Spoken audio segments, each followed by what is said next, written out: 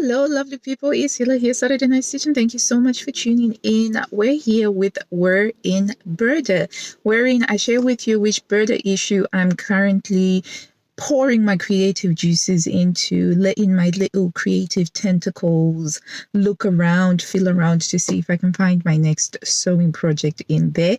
So for this week, we are in 10/20/10, which I do think was quite an outstanding year for Burda. They were doing a lot of collaborations with designers like Karl Lagerfield, etc. And so this one is, notwithstanding, a really good issue.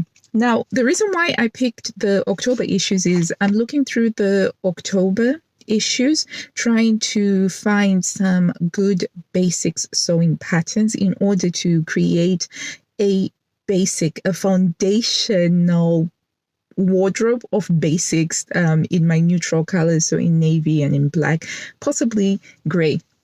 But anyway, so before we kick this off, I did want to share some sartorial wisdom that just made me crack up, that I thought is just absolutely brilliant and a pearl of wisdom to keep in mind whenever I'm sewing, whenever I'm selecting a project. And it's from the iconic Sophia Loren. Now, I've mentioned Sophia Loren previously before in videos. I just think that she is such a beautiful woman with excellent, outstanding style. She typifies the Italian bombshell style. And basically, her saying that's attributed to her is that a woman's dress should be like a barbed wire fence. Serves the purpose, but doesn't obscure the view. How brilliant is that? How brilliant is that? A barbed wire fence, it serves the purpose, but it doesn't obscure the view. You can still see what's beyond it. I love that, because to me what that says is that don't let the garment wear you. You're supposed to wear the garment, so it should be about highlighting you, illuminating you, not so much that it's the dress that's remembered. Anyway, I just thought that was a wonderful piece of sartorial wisdom, and it's one of those things that I'm going to try and use as my guiding principle going forward. Anyway, let's get into October 2010 and see what was what with Burda 13 years ago. 13 years ago. Yeah, this is when my second son was born in this year. Okay, so let's have a look at that. This is the cover, and it's got some Karl Lagerfield designs in it. All the styles at a glance. So much black. These are the Karl Lagerfield designs. We've got a jacket with some couture finishes and a skirt, very thick, very structured. Shirt dress, an unusual choice of lightweight cotton for an October issue. Wonderful oversized coat, perfect for fall. In case you weren't sure, this is definitely a bow. I think that's the design principle. Make sure you know that this is a bow. Unusual choice for autumn to have it short-sleeved. A modern day Heidi. All she needs to do is yodel. Really beautiful scenery. Interesting skirt with a curved hem. The vest is quite nice, actually. Fancy a roll in the hay. Cotton poplin shirt dress, along with some culottes over here. And then we have that vest again. And I call this Disco Queen in the Swiss Alps. Shirt dress again. Instead of cotton poplin, it's been made in a more drapier fabric, so it's more loose, more romantic. There is supposedly a bodycon dress somewhere here, but we can't see that. But we do have a jacket. The blazer pattern is a really beautiful classic pattern that has a hint of quirkiness because the pockets are quite slanted, and that adds a lovely feature to it. And even this pocket here is just at a little bit of a slant rather than straight on. Lovely. The aviator look working really well. Fantastic jacket for men. I'm making a note of this pattern. Love this pattern. And this is very much the Marlene Dietrich look.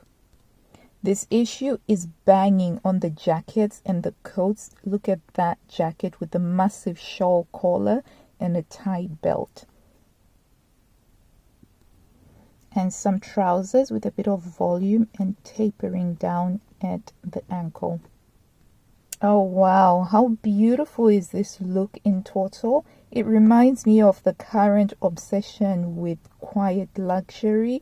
Everything about this to me screams quiet luxury. Beautiful skirt. Not a big fan of this look. I feel as though this skirt is just not flattering on this particular body shape here. I don't like the use of the canvas belt and this metal wear. I think a buckle would have been so much better. The shirt is a very nice shirt, although I would have loved to see it being made in something like a silk so that it's got the beautiful drape. But lovely. And of course the military jumpsuit. There we go. But look at that cuffing detail. I don't think that would be fun to wear. Another view of that really gorgeous jacket. Look at the tailoring on that. The selection of the buttons goes really well. And top points to all of the tiny little details like the watch matching the overall look and the aesthetic. And of course we get more detail on that men's jacket. Slightly oversized coat, completely unstructured with some welt pockets over here. I actually quite like this two-piece set. This skirt, technically speaking, fits into soft gamine because it forms a tulip like silhouette on account of the gathers at the front over here, and the blouse is so much better in this fabric than in the cotton poplin from before. Parisian chic with a little bit of some sparkle. You can see circle skirt, simple circle skirt. Gosh, you used to get so many patterns. Just look at the variety of the jackets on show here and the coats over here. There is definitely something to be said about looking through the older Burdas. We have shorts with tights and a cropped blazer. So the shorts are part of a pattern that comes with the magazine as well as the blazer. It's a dress, so of course I love it. It's in pink, so of course I want to make it. However, this notch, it would have to go. Absolutely, I would just make that straight across. But fabulous. Love the little cap sleeves over here. A cropped jacket, if you wanted something a little bit more minimalist.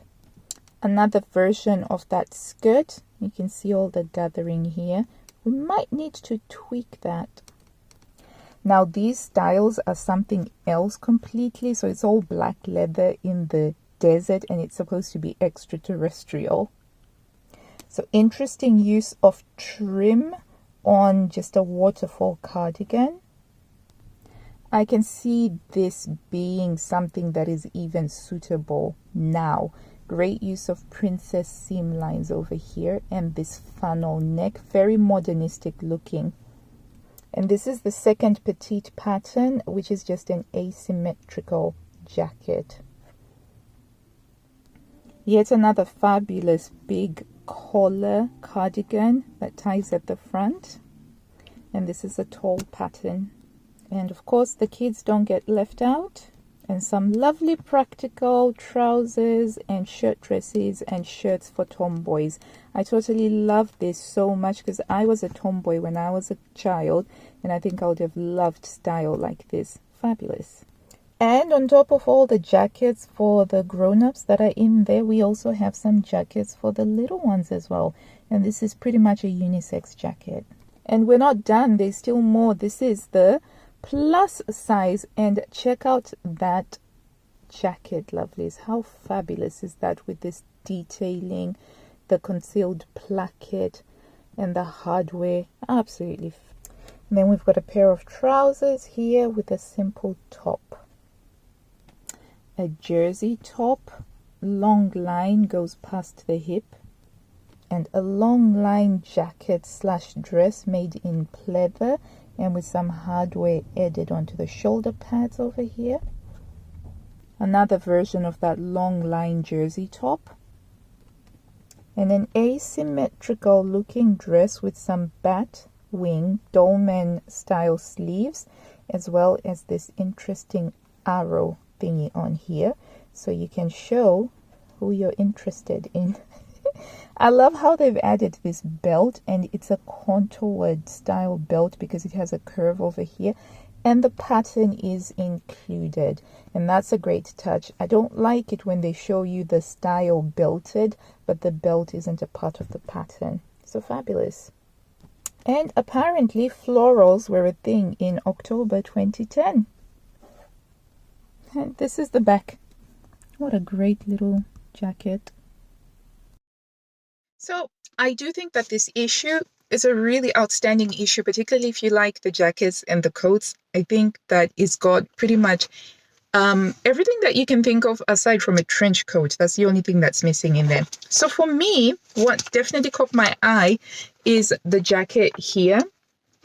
I definitely am adding that to the list because I do need just a basic blazer in one of my neutrals, either the black or the navy, that I can wear with trousers, you know, basically like say for the outfit that I'm wearing today, I can just pop that on.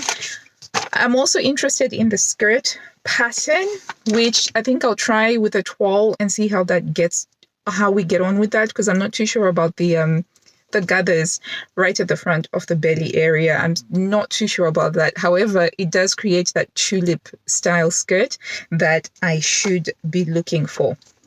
So that's it. So this is the issue, Burda 2010. Let me know if you've 2010. Let me know if you've sewn anything from this. I will be back again with another October issue from one of the Burdas, one of the many various Burdas. Until I see you next time, thank you so much for joining me in my worry in Burda. Happy sewing, and I wish you clear skies, health, and happiness. Bye.